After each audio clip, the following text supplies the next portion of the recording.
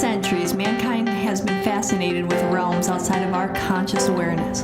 Through a series of interviews with practitioners, guest speakers, and experts, Liberate, the podcast, covers all that and more. From health and holistic healing to the supernatural, we aim to educate, motivate, inspire, and liberate your consciousness.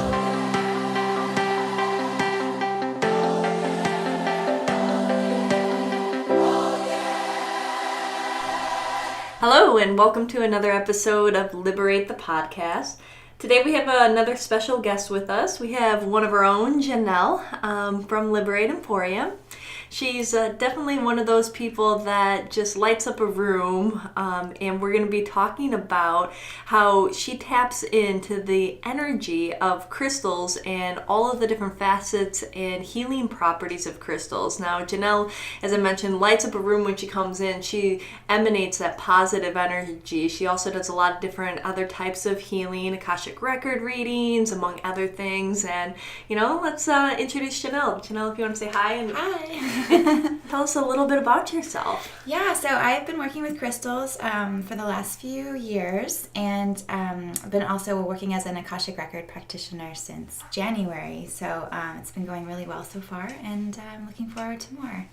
All right, awesome. Tell me a little bit about what drove you down the crystal path. It was interesting.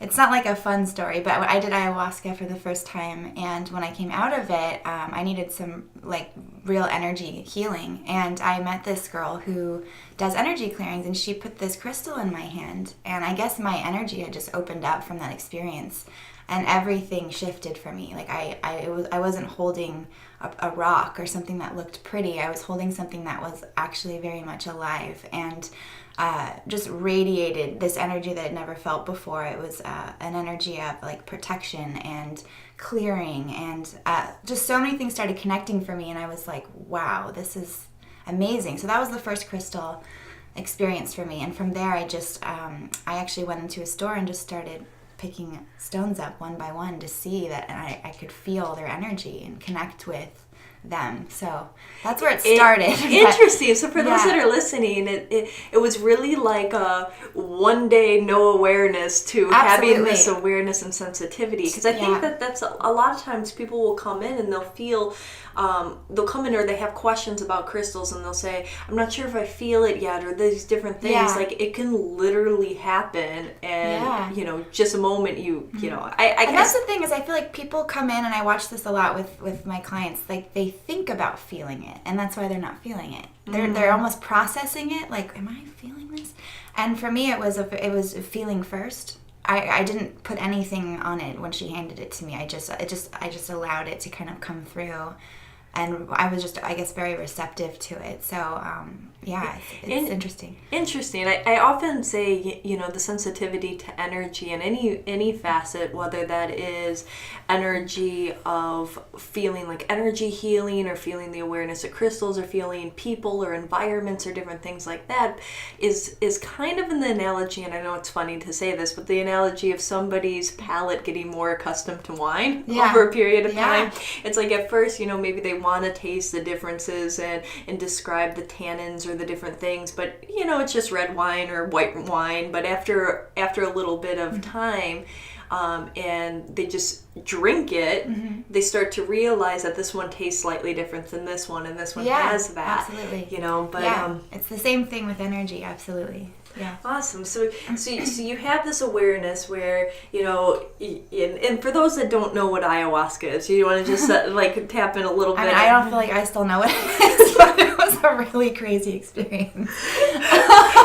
So pretty much, for those that look it up or that know, it's a root that's boiled down, and it can be smoked, it can be boiled or whatnot, but it has these healing properties. It is a psychedelic, but it's not one of those ones that people do to have a fun trip. It's very much a spiritual journey. It's not fun. It's definitely not fun. It's not recreational at all. And, a lot of times it does have this ability and this effect to wake people up. And there's also this, can have the opposite effect where it can really cause havoc in one's life too. So you have to be ready. So not everybody run out and, go and try ayahuasca because you want to wake up. I want to, preference what that. It does is it brings up what you need to heal. And so whether you like it or not, there could be things you're totally not aware of. And in my case, that's what it was. There was a lot of things that I didn't realize were in my closet, I guess, from like whatever past lives. And so we are not saying to go out and run and do it. Make sure you're ready. Don't do your research. So talk to me a little bit more and talk to everybody about let's dive into, as you started going down that crystal path of noticing and feeling the energy. I think, the interesting thing is like when you pick up one of those books like the Crystal Encyclopedia by Judy Hall or the Crystal Bible or different things like that, a lot of times you're like, where do people get this stuff from? Right. But Janelle, you feel it. You could actually write one of those books. I've actually never read those books, which I've definitely like flipped through them, but it's almost like it's like me just checking in with what I already know. I was like, just making sure this, okay, great, this works with that chakra. But yeah, I mean, it's good to research the crystals. It's good to have all of that knowledge. But the most important, I think, is feeling it first. Really resonating with its energy first. What is that stone telling you? How does it work with you?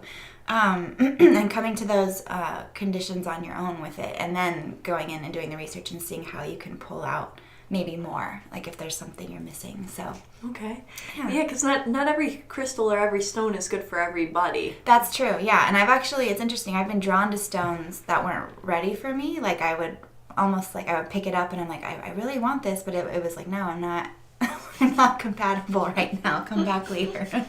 So yeah, it's all about energy basically. So whatever frequency you're at is what you're going to attract with the stones, and the stones know what it is that you need. So and there are stones that I like the ones that I used in the very beginning, I became very attached to. They're like my friends, they the way that I felt when I used them, how safe I felt. But then there was a time where they didn't want to work with me. They would, and then sounds funny, but like stones do find a way of like escaping. So they would literally escape my presence because they wanted a break. But I was like, how does that show up? I call them jumpers. Like, I'll be like sleeping with a stone and I'll wake up and it's literally gone. Like I cannot find it anywhere, and there's no explanation for it. And then, like a week later, I'll find it in some random place. So I just feel like there's something living about that as well, about that energy, that they'll find a way to, not work with you and then come back when you're ready for them again. So I guess what I'm saying is sort of people not forming an attachment to them and just knowing when you've graduated, because that is what happens. Like you do graduate to other stones, and then maybe you'll work your way back to the one. Yeah, I mean, think about that with a lot of things. Sometimes you outgrow a certain teacher, right? Not everybody stays in third grade forever. Right. You graduate to fourth grade and fifth grade and so on. That if you kind of look at stones as educational tools for your energy body, there's sometimes you stay with them for a while, and sometimes they're in and out of your life in a very short period of time. And the great thing about that is that's what they've taught me, is how we're always shifting and changing. And it's like when you meet someone and you get stuck on them, like, oh, I want to like hang out with this person all the time. It's like you can't really have a codependency with people just like you can't with stones. Like you have to know when you're changing. So they're really teaching me that, and showing me what level I'm at as far as like my spiritual ascension as well. Like there's some stones that I was using that were not beginner stones. They were like, and I didn't know this, they were wanting to work with me, and I felt them very powerfully. Then I would do research on them, and this is like, one of the more older, like powerful stones, and I'm like, wow, I must be, it just taught me to respect my energy and like where I actually am in my spiritual journey. Nice. What I'm able to work with, what I'm able to open up, and it's been amazing. And what are some of those stones? Just so, people that are listening, sure. They're like, okay, this older, wiser stone. Yeah, well, what is that called? Nuumite is a stone, and I actually recommend that stone for, I'm an empath, so I'm someone that feels energy on a very deep level from other people, but I also have the tendency to pick up energy from other people. So Nuumite is a stone that's, it's about 3.8 3.8 or 3.5 billion years old. So it's one of the, I think it's the oldest stone, according to what I know. And it's very grounding, but it also like puts up a block around you, a shield, so it's very protective. But it can also throw you into the dark night of the soul. So it gets you to work. It's called the Sorcerer's Stone. So it's very powerful. When you start opening up to what it can do and where it takes you, you have to be ready for it. So it's definitely not like a beginner stone. Absolutely. But I don't know. I feel like I just let's go and start. Let's look at the crystals and the healing things, and maybe we can go over a couple different things that maybe people are working on in their life in like a general sense. I mean, sure. As Janelle's saying, it's there's the stones really have to speak to you, and sometimes what we're saying might not be right for everybody. Right. But in a general sense, if there are people that are just starting to become aware of stones, maybe starting a spiritual journey, sure. would there be maybe 3 or 4 that you would really recommend working with? Yeah, there are stones that I call staples, the ones that I think sort of work on a very basic level for everyone.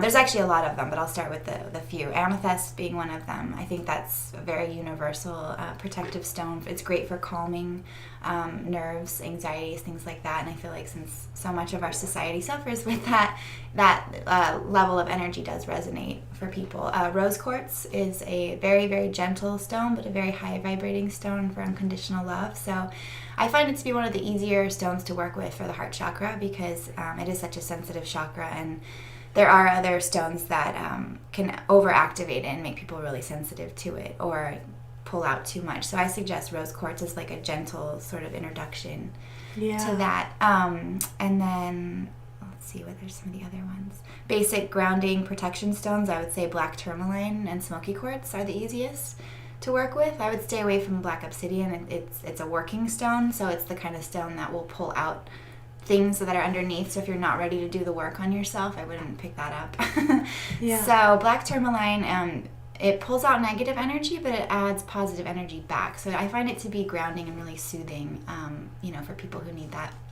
Okay, and how would somebody work with stones? I think that's one of the questions. I mean, it's different for do they everyone. Hold them? Do they meditate with them? What, do they sleep with them? And what do they do? All of the above. I mean, I think you do whatever you need to communicate with it. I notice some people come in and they'll pick the stone up and they don't feel it in the store, but they'll probably feel it at home if they sat and meditated with it. So it's just a matter of how open your energy field is and how receptive you are to the stone, what it is that you're asking of it. I just suggest, first of all, you always have to hold it in your left hand if you want to receive its energy. So that's a common thing. People come in, they're not aware of that our left side is our receiving side. So you start by being drawn to what it is, like being drawn to the stone. The stone kind of chooses you, I always feel like. You don't just pick it. It literally you'll walk to something and it's a dual selection. Basically, the person's like, I don't know why, but this is calling me, and that's for a very specific reason. They probably felt the energy from across the store. And it's sometimes not what they see even too. If they go to a bowl of black tourmaline, it might not be the first piece they pick up. It might be one of those other ones, exactly. And this one might be prettier to them aesthetically, or this one might be whatever, and they want it to be that one, but they have to go with what feels right. So that's the key. You follow your instincts, follow your intuition. Only you know what feels right for you, and then hold it and see what resonates with you. And then you can go home and actually meditating with it is the best way to really unlock it. And I suggest using only one stone at a time so you can really feel the properties of that one stone. Because I actually was crazy. When I started doing this, I was having so much fun and feeling so much, and just I would have 10 stones with me, and it was a lot. And it was they were like, can we just do this one at a time? So I don't suggest doing that. Definitely one thing at a time, so you can really communicate with it. And then once you've become aware of its energy and you connect with it, that will never leave. You'll always have that relationship with it. So you can put it down and come back to it, and you'll always know sort of what level that stone resonates at for you. Okay. And what do you think, in your words, would be what's happening to your physical and energetic body when you're working with a stone? It's interesting. I mean, that's amazing. It's an amazing question because the stones work on spiritual, physical, and emotional. So they work on all three levels. So, for instance, Nuumite, the stone that I was talking about, I was having a lot of energy blockages, and that's a stone that clears blocked energy for you, but you have to work with it by asking it to remove things that you can't remove yourself. So I sat in a meditation and I said, please take from me the things that I'm having a hard time releasing. And I just sat there in sort of a really meditative state, and I promise you, I felt this, like, it was almost like someone took a mop and was just like pulling things out of me. Like I could feel these things leaving, and I was like, wow. I sat up just going absolutely crazy that these stones can actually heal physical blockages as well. It's not just like a feeling, it's actually, they work on behalf of you. Wow. Yeah, so that was really intense. Okay, so you can literally ask them to do things and they remove these Absolutely. blocks. Mm-hmm. What about if somebody's just like carrying a stone with them? Let's say that they're carrying rose quartz with them. Like, what do you think is, in your perspective, happening to, those three levels of them, their spiritual, physical, and energetic selves? You mean just walking around like it? so if somebody's holding that, Yeah. you talked about how it gives and it has this vibration of unconditional love. I mean, is it opening their heart chakra? Is it like radiating through some of their energetic? Yeah, absolutely. When you keep crystals on in your auric fields throughout the day, which I do a lot too, they do work with you throughout the day. I do think that the deepest work comes from being in a meditative state with them. I don't really think walking around holding it will actually do anything physical, but I think that it is like either working with keeping your heart open for the day, or protecting it, putting up a shield around you for the day for your energy, things like that. So their most basic properties are at work when you're using them. Okay. Yeah. And what about when you sleep with them? That's interesting too, because they are working with you as you sleep, but I find setting an intention with them, because everything shuts down when you're sleeping. So if you want to really work with them during your sleep, I suggest setting an intention, putting them under your pillow. And they actually do help with, like I was having some crazy dreams and things like that. Everything was sort of opening up for me, so I needed to sort of ground that and shut off that channel.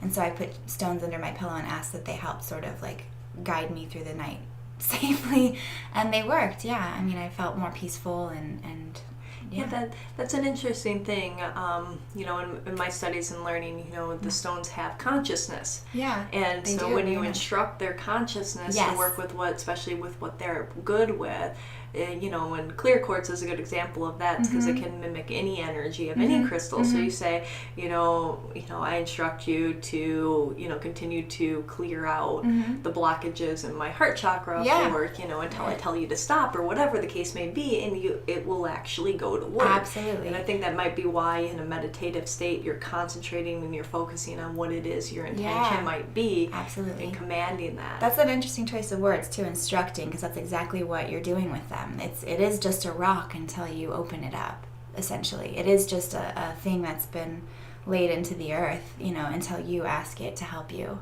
So once you find that piece that resonates with you, it's like then you have the key. You can just unlock the potential of all of it within yourself and within the stone. So it's very much a collaborative effort. Yeah, I'm big in giving like modern day examples of, how that works. It's like if you think about, you might have apps on your phone or programs on your computer. They're just sitting there idle until you go in there and you utilize them. Right. And so, I mean, for people, like if you think about it that way, it is just what it is until you know how to utilize it. Yes. Right? Yeah. And so, tapping in and realizing the power only exists when you allow yourself to really, dive in. Yeah, absolutely. Otherwise, it just sits there. Yeah, it's true. And I've gone to, once I started working with crystals, I would go to like a friend's house and I would see, they're like, oh, I have crystals. But they're in the corner like collecting dust, and they're just like, they're dead. Like, I'm like, they're not feeling anything. They're not working for you anymore. But you can bring them back to life. That's the thing. You have to just remember, it's a plant, essentially, that you have to water. It's something that needs to be cleansed, recharged, paid attention to. I mean, it is a living being. So if it's dormant and sitting in a corner, it is going to like lose its power for the moment. And then that sort of gets us into, I guess, charging them. Yeah. So the stones really work with the cycles of the moon. So and obviously them being from the earth. So there's different ways to charge them. You can do it with intention. So you have to be really strong with your intentions, or with the cycles of the moon. So the full moon is when you cleanse them and recharge them, and then the new moon you can set new intentions on how you want to work with them. So you can lay them outside in plain moonlight for 24 hours. You can also lay them on what they call a selenite wand. Selenite's a beautiful crystal. It's self-cleaning. It charges everything, so you can do that as well. And then also you can clean them and charge them by putting them in the earth, but I don't like to do that, like putting them in soil, because it's just a messy process, but that's also an option. So the earth can absorb any old energy that it doesn't need anymore. So yeah, it's kind of a fun process too, you know. I mean, I go through this process every moon cycle. I'm always putting out my crystals and charging them, and then cleaning them. You use whatever, you know, herb resonates with you, but there's sweetgrass, Palo Santo, sage, so whichever one you find is the best for you. There's different ways to clean them with that. But keeping them, you know, it's just like how you would a human or an animal. Like, you're really respecting that these are living beings that are working for you for your highest good, and how would you care for them? And they actually do require that of you in order to work. They won't just be on. Well, it's like anything, you know. It's you know, the failure to thrive syndrome in human beings, you know, where they did that study back in the 70s, and they found that when they neglected the babies and they were just fed by machines and things like that, that they started to get really sick ailments and die, because you need the human contact. You need to not neglect. Absolutely.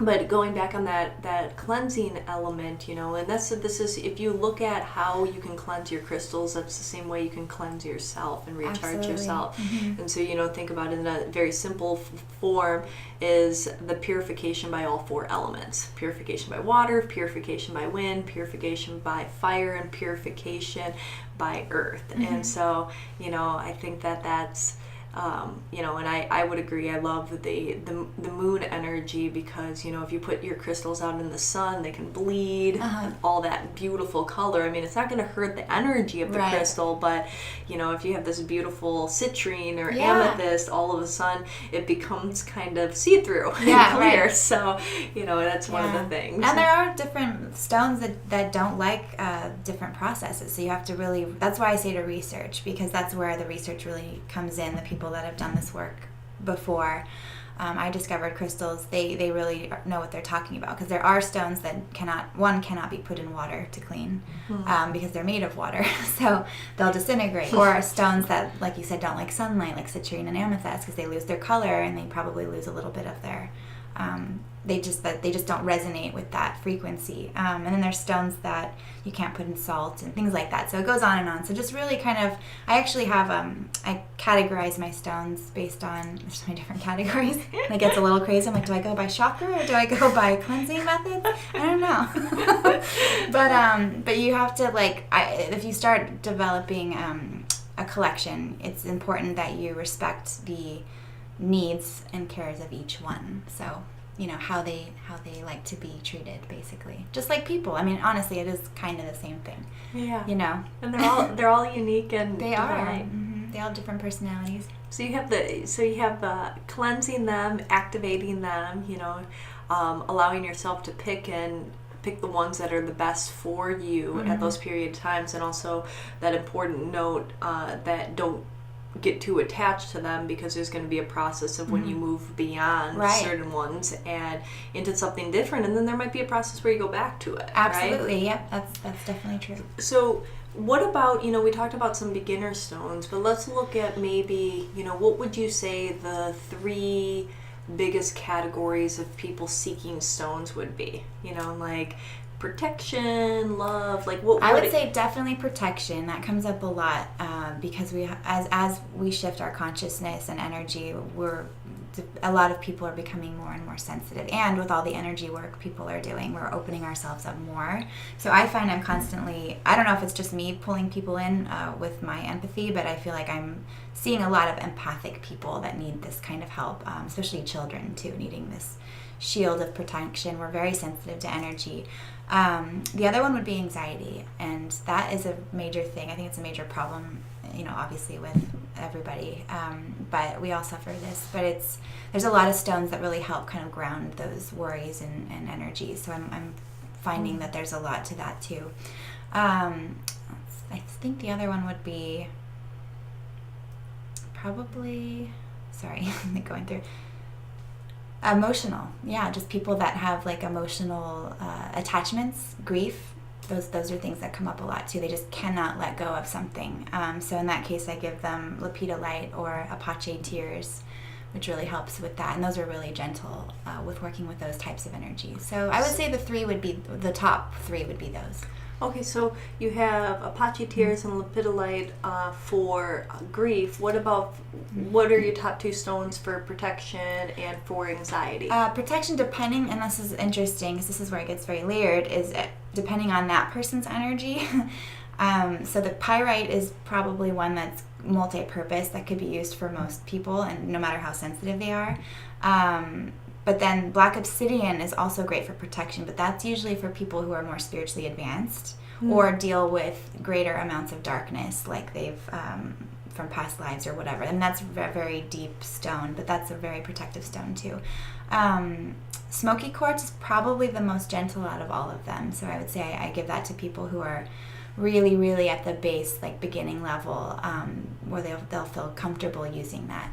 Because you don't want to really inflict any harsh energy on anyone. So sometimes the stones, if they're really powerful, it can make someone uncomfortable if they're just not used to working with that energy. So that's the thing, is finding protection but making it work with, like for me, I need Nuumite, but it has all these other properties that might not work for someone else because they're not at that level yet. So it's hard to say or to label that, but I think that those are the top ones. Okay. And what about for anxiety? Anxiety, pink mangano calcite is like maybe the best stone I've ever. I have it in my hand right now. I'm like crazy. I don't let it go. It's like a warm pink blanket wrapped around you all day long. And this stone doesn't want to leave me. I keep working with it every day. So obviously I have stuff to work on, but Mangano calcite, I like that. Yeah, and it's also good for your heart, which I think anxiety, that's where it's not trusting yourself and worrying about the future or stressing about the past, and so you're in that constant state of lack of trust or concern that it has to be a certain way, and so I think that's beautiful. Yeah, absolutely. And so many people do feel that we're always worried about what's next. So if you do suffer that immensely throughout the day, I suggest pink mangano calcite to help ground it and keep your heart clear and your mind clear. Awesome. Yeah.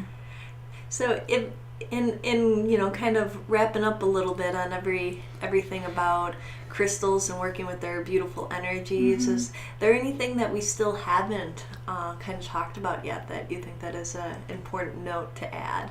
Interesting. There's so many things. We can always have an advanced crystal. I think because I jumped in so fast, I'm like, beginner advanced, I sometimes blur the lines, so I don't want to say too much. But no, I mean, just really respect that these are living beings, and you'd be surprised what you would find when you really try to open yourself up and try to understand them. It's like they're not. I just wish for everyone that you would come in, if you come into a shop or you're drawn to a crystal, that you don't just see it as a rock, that you actually believe that there's more inside of there, just like how there's more inside of all of us. So there's a lot of potential for growth. So beautiful. Yeah. So well said. Thank you. Thank you so much for joining us today and sharing your beautiful knowledge with everybody. And if anybody ever wants to know a little bit more, of course you can always contact us at the shop and get a hold of Janelle that way. She's always available for sessions, and and we'll probably, as we just talked about, maybe have her on for a little bit more advanced, since this one kind of got into the beginning levels. But let's talk, next time, maybe talking about, some of those more advanced, really intense stones that people want to work with to get through a lot of their dark nights of the soul, or to clear that out. Well, thank you again, and thank you for joining us on Liberate the podcast. Tune in next week for another amazing guest.